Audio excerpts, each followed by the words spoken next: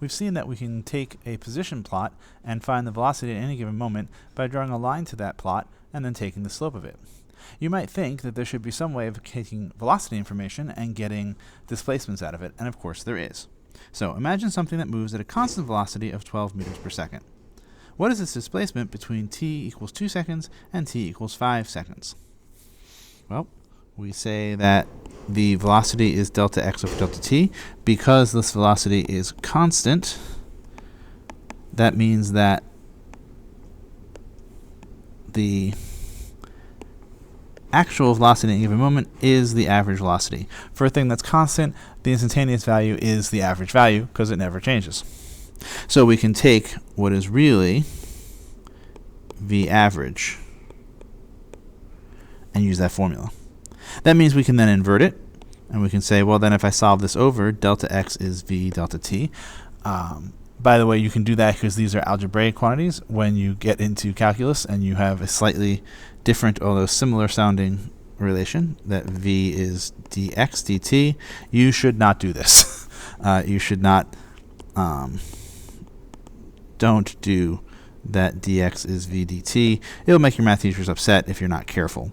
So we'll actually do this later in the class because not a math class, but be careful about this.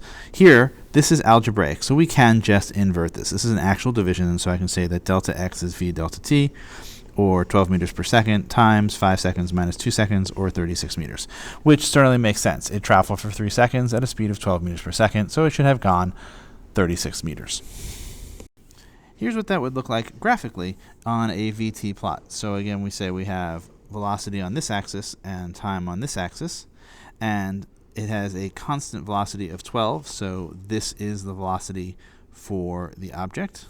And then we use these green things to mark off the two times we care about. This is 2 seconds, this is 5 seconds. Now consider the part of the graph bounded by the t-axis, the velocity curve, in this case the curve being a straight line, the earlier time and the later time. We want the region boxed off by those, so we're talking about something which is caught between here, and between here and here.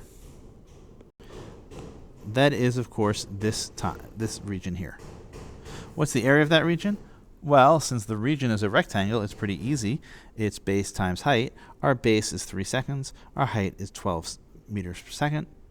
So the area, if we were just naive and stopped thinking about this, we would say the area is the base times the height, or 3 seconds times 12 meters per second, or 36 meters. It is, of course, no coincidence that this turns out to be the same as the displacement. And although this is not a proof, it will in fact always turn out to be true that delta x is equal to the area trapped by the velocity curve and the t-axis. So if we have a more generic thing, vt, and we had that this is vt, and I want between this moment and this moment, then the displacement will be this area. Now, that's not a rectangle, so finding that area is tricky, and in fact is the purpose of a calc class, where you learn many tools for how to find areas given functional forms. There are other things you can do. You could put it on a grid, right? Instead of having just free axes, have it on a grid, and actually count the number of boxes within the area you're talking about. And that would give you an approximate area for the curve. You can often, what you'll often do conceptually is you would subdivide it into rectangles. So let's say that this is, I'm going to take a slightly easier one, and we take these moments, and then we split it into a whole bunch of moments, and we go up to the curve for each of those moments, and we just take each value to give us the height of a rectangle.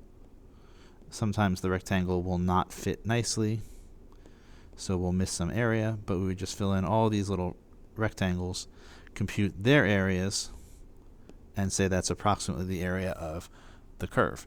Or, this is my favorite method, back in the Second World War, where they had to do lots of integrations to do things like radar cross-sections or atomic calculations, and they didn't have fast computers. They would print the graph very carefully on paper, and then they would weigh the piece of paper. They would carve out the graph. They would weigh They would weigh the remaining slip they had just carved out, and the ratio of weights would be the ratio of areas, which is actually true, assuming the paper is basically constant density. So there's lots of ways of doing this, and we'll do it whatever is convenient. By the end of the course, we will be doing it straight up by formal integration as well, because the test itself, the AP exam, is in fact calculus-based. All right. Couple of weirdnesses here. We've got to be really careful about the idea of this being an area. It is an area. It is not a geometric area. It's an analog or an extension of what you studied in geometry, and that will give us some complications a little bit. Also, and this is just sort of an aside that we'll come back to, I like to say it's the area trapped by the velocity curve, but most math teachers and most physicists are going to tell you it's the area under the curve. And so far, that hasn't mattered, but we'll see in a second why I prefer the different language. Now, if the velocity is negative, then its graph is below the axis. So we need to be real careful here. In this graph, this is the t-axis, because here's where v equals 0. And our graph is below that axis. But we're still going to use the value of v, which would be negative.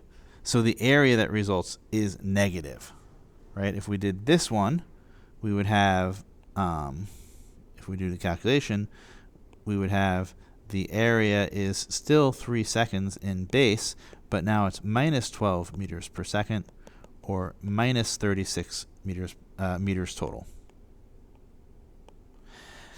And that sounds really bizarre because we can't have negative areas geometrically. Physical areas can't be negative. But we've extended the idea of an area, and we are now saying that areas that fall below the horizontal axis will have a negative value. It's actually more than okay, it's good. If the velocity is negative, then the object is traveling in the negative direction, and so its displacement will be negative. So this has correctly handled the right case without us thinking about it, which means it's a good mathematical tool, the purpose of which is to do things without us having to think about them. So if we just trust the algebra, then we get the correct answer. Don't overthink it. This is, however, why I don't like the idea of area under a curve. So if this is a VT curve, what we had before was, if we had an area up here, then the displacement was, say, this little area here. But if we have instead a VT curve like this, and I'll put it in a different color below, and we say, it does something like this, and I'm interested in these two moments, the area under that curve is this. And you can see never, ever, ever, ever stops, is infinite. So that's bad.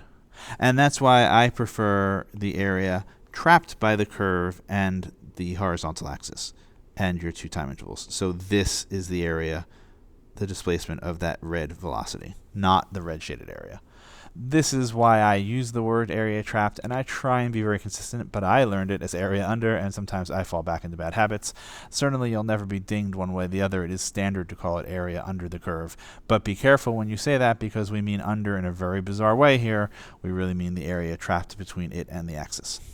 You'll find this happens a lot in math, which implicitly often deals with things in the first quadrant, even though we work geometrically in all four quadrants. And so a lot of our language is as if everything lives in where all values are positive. And that just isn't true in physics.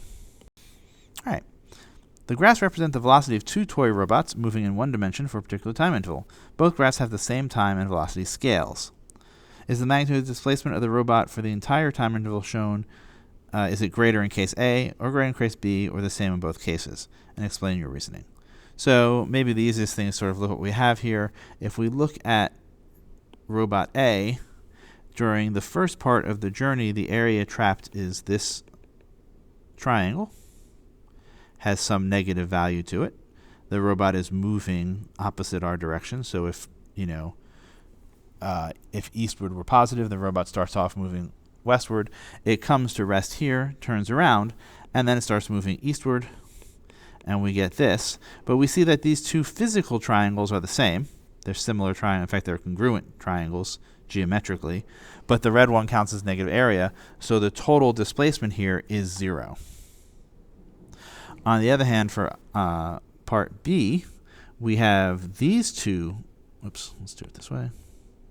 we have this positive area, and there's a congruent triangle, which is this one. And those two have completely canceled out, but then there's still this region, which is some negative area. We want the magnitude of the displacement, which means we strip the negative sign. So part B has something whose magnitude is more than 0, and therefore case B has the greater displacement, greater magnitude displacement. Notice again how the English portrays us here. Its displacement is negative, which is lesser than 0, but its magnitude of its displacement, we strip that minus sign, and it's greater than 0.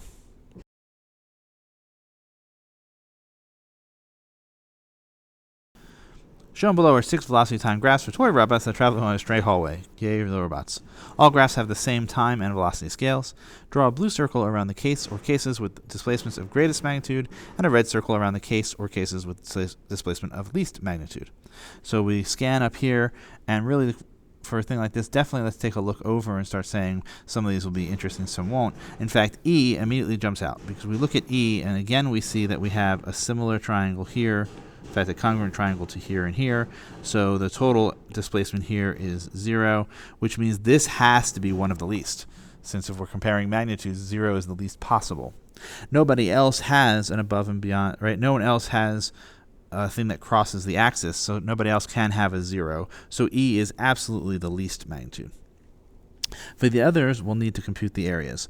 Our very first thing is we can see maybe that A and D were both easy, they're rectangular, but D definitely has more area than A, so A is out. A is not any of our guys. And then we can see that F has less area than A, because it has half, right? It carries in only half that rectangle compared to, right? This area is half of this total rectangle, and that total rectangle was equal to this one. So F is also out. And then we have to really, at that point, probably just compute. It looks to me that B and C are the same. We have 5 seconds before it goes to 0. Looks like they start from the same. So their areas are equal but opposite in sign. And when we take the magnitude, we'll strip that sign. So B and C are, whatever they are linked. And then if we look over at B or D, well, B has to be less than D because they start at the same vertical value, but B's falls off, so the area will be less, which means B is out, so C is out, and our winner ends up being D. So the greatest is D, and the least is E.